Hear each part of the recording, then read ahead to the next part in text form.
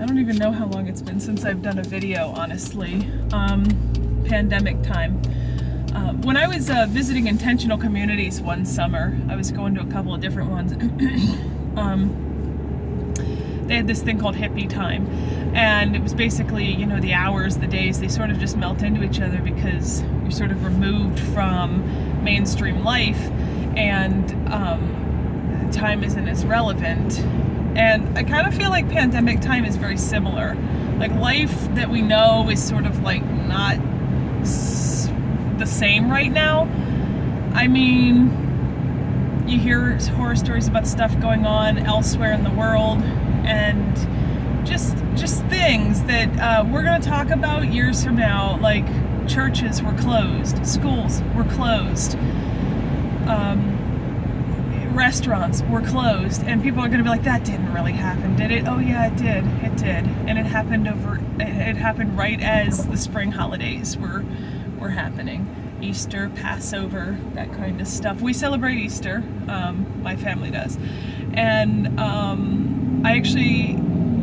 the church I go to, the Unitarian Universalist church I go to, has this thing called Joys and Sorrows, and you light a candle and then you explain what you're lighting the candle for. It's either like a joy in your heart or a sorrow.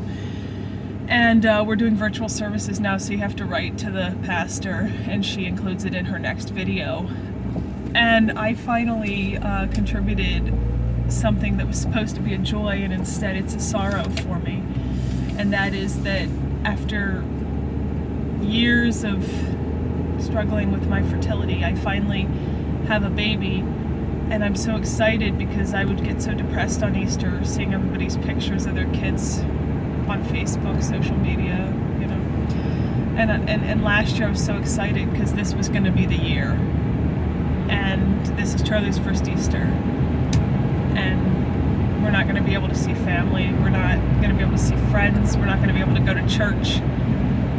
But anyway, I contributed what's supposed to be a sorrow, but then I said, but it's also kind of a joy because it is still going to be his first Easter, and I still put together a little basket for him.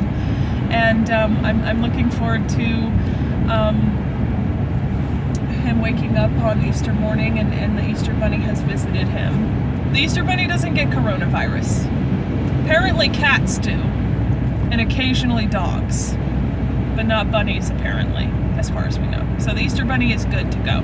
And even if regular bunnies can get it, the Easter Bunny is magic, so he doesn't get the coronavirus. So he's still visiting. And, so I've got a little basket for him, and I bought a big purchase for him. And we're going to put on his little suit, his little dicky bow, his little bow tie. We're going to take pictures in the front yard in front of the Easter lilies. It's going to be a good year anyway. But it's not going to be the Easter I expected. So I might go ahead and shoot a video on Easter anyway, so I can reach out to the half of a person that follows me on Ace of Hearts and Boo. All right, well, so whether you celebrate Easter, whether you celebrate the fact that it's spring, whether you celebrate Passover or any other holiday in the spring, I hope that you're finding some way to continue the traditions the best you can. We're going to try to do a Zoom meeting with my grandma on Easter. So I'd like to say Easter morning, but it'll probably be afternoon because I've got an aunt on the other side of the country in California.